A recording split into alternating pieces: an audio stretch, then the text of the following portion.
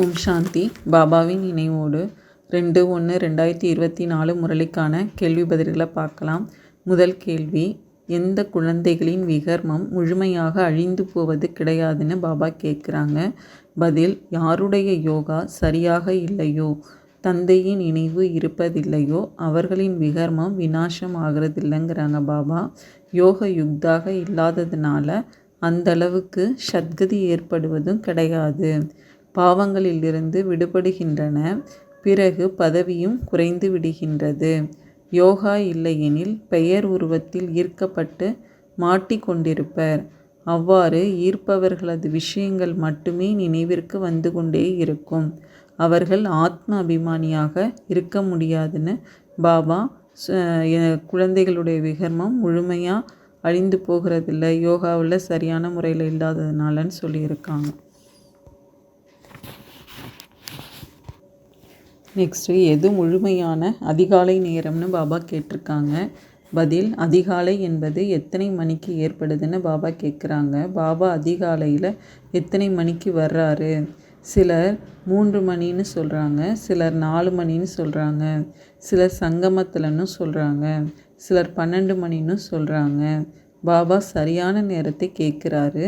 12 மணியை நீங்கள் அதிகாலைன்னு சொல்ல மாட்டீங்கன்னு சொல்கிறாரு. 12 மணி முடிந்து 1 வினாடி ஆகிவிட்டது, 1 நிமிடம் ஆகிவிட்டதுனாலும் காலை ஆரம்பமாகிவிடுது.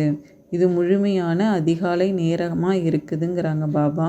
நாடகத்தில் பாபாவும் சரியாக தான் இது இருக்குது, இவருடைய பாகமும் சரியாக இருக்குதுங்கிறாங்க பாபா.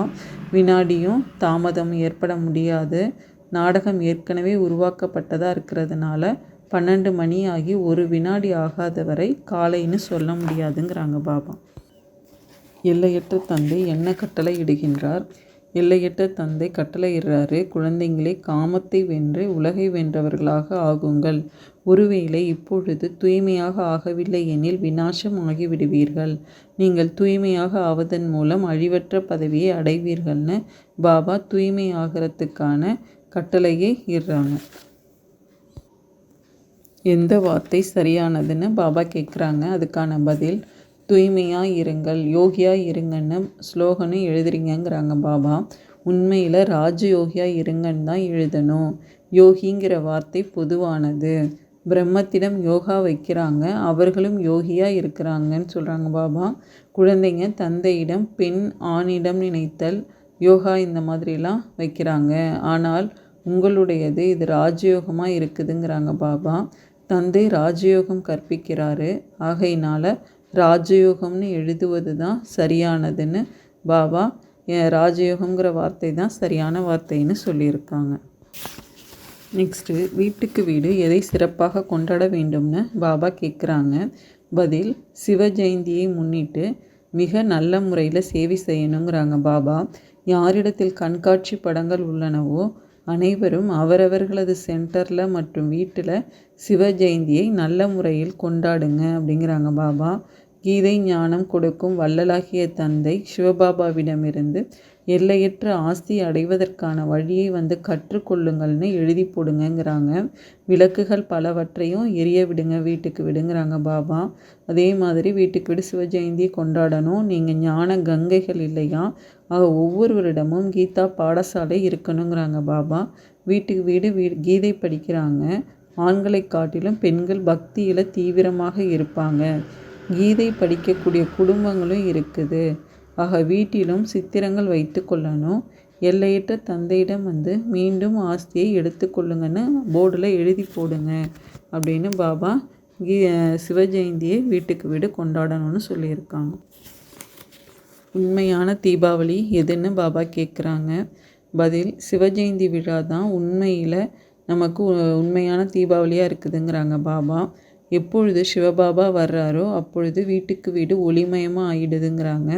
இந்த விழாவை மிக அதிக விளக்குகள் எரிய விட்டு ஒளிமயமாக கொண்டாடுறாங்க. உண்மையில் நம்மளும் தீபாவளி கொண்டாடுறோம். இறுதி முடிவு சத்தியுகத்தில் தான் ஏற்படுங்கிறாங்க பாபா. அங்கே வீட்டுக்கு வீடு ஒளிமயமாக இருக்குன்னு சொல்லியிருக்காங்க. சில நேரங்களில் எந்த திசை அமர்ந்து விடுதுன்னு பாபா கேட்குறாங்க. பதில், கிரகச்சாரமும் இருக்குது. சில நேரங்களில் ராகு திசை அமர்ந்திடும் பொழுது ஆச்சரியப்பட்டு ஞானத்தை ஏற்று பிறகு வெளியே சென்று விடுறாங்க. குரு திசை மாறி ராகு திசையாக ஆகிடுது. காம விகாரத்தில் சென்று விட்டால் ராகு திசை அமர்ந்துடும்னு பாபா ராகு திசை சில சமயங்களில் வந்துடுதுன்னு சொல்கிறாங்க. நெக்ஸ்ட்டு, நம்முடைய சக்தி எதை விட அதிகமாக இருக்குதுன்னு பாபா எதை உதாரணத்துடன் ஒப்பிட்டு சொல்லுகின்றார்? பதில், குளவி வீட்டை கூடியதுங்கிறது நமக்கு தெரியுங்கிறாங்க பாபா. வீட்டை உருவாக்கக்கூடிய மிக நல்ல கலைஞனாக குளவி இருக்குதுங்கிறாங்க. அதனால தான் வீட்டை பாதுகாக்கக்கூடியதுன்னு அதற்கு பெயர் இருக்குது. எவ்வளோ முயற்சி செய்யுது, அதுவும் உறுதியான மேஸ்திரியாக இருக்குது.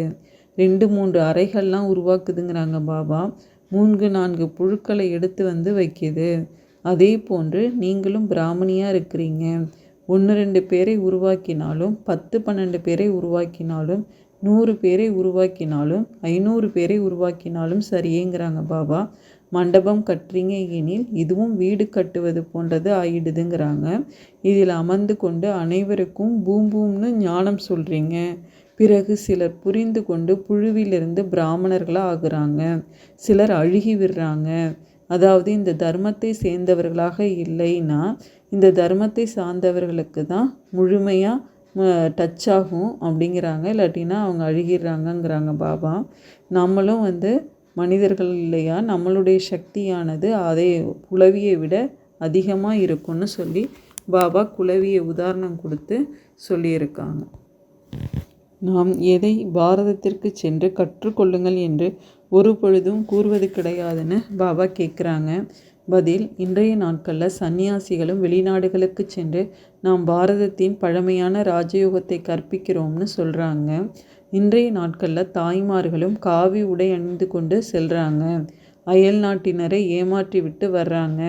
பாரதத்தின் பழமையான யோகத்தை பாரதத்திற்கு சென்று கற்றுக்கொள்ளுங்கள்னு அவர்களிடம் சொல்கிறாங்கங்கிறாங்க பாபா. பாரதத்திற்கு சென்று கற்றுக்கொள்ளுங்கள்னு நம்ம ஒரு பொழுதும் சொல்கிறது கிடையாதுங்கிறாங்க பாபா. நம்ம பிரம்மகுமார் குமாரிகள் அயல்நாடுகளுக்கு சென்றால் அங்கேயே அமர்ந்து கொண்டு நீங்கள் புரிய வைப்பீங்கங்கிறாங்க.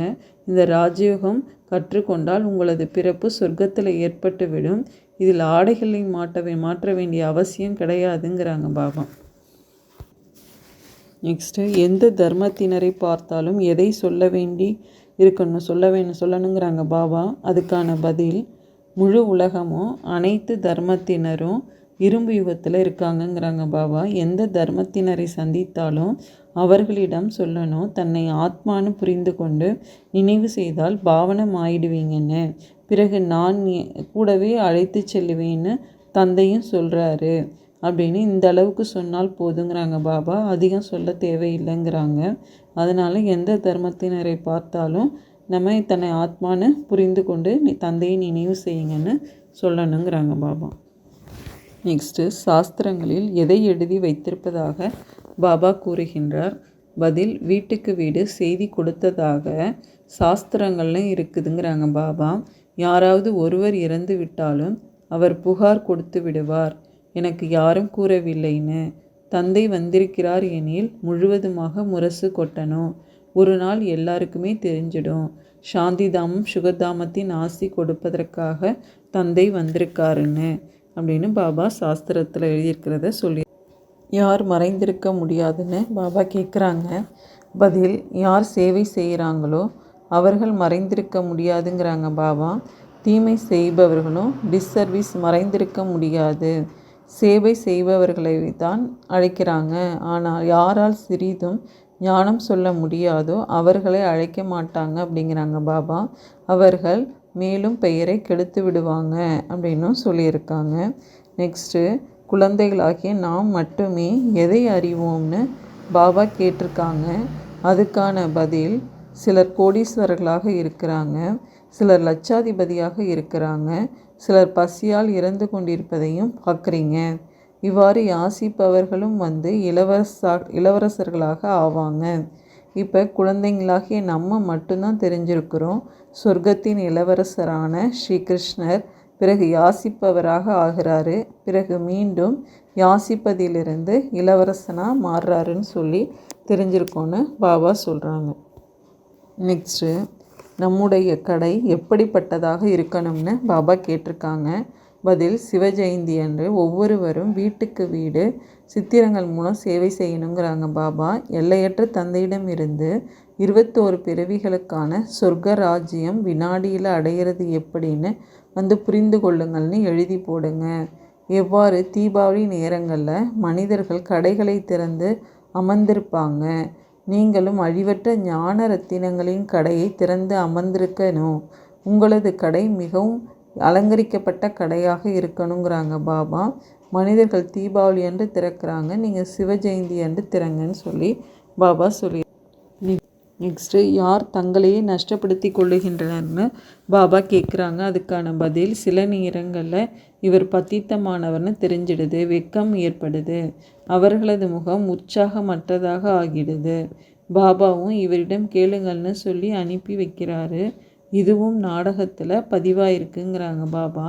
சிலருக்காக சொல்கிறாரு, அதுக்காக அனைவருக்கும் சொல்கிறாரு அப்படிங்கிறதெல்லாம் கிடையாது.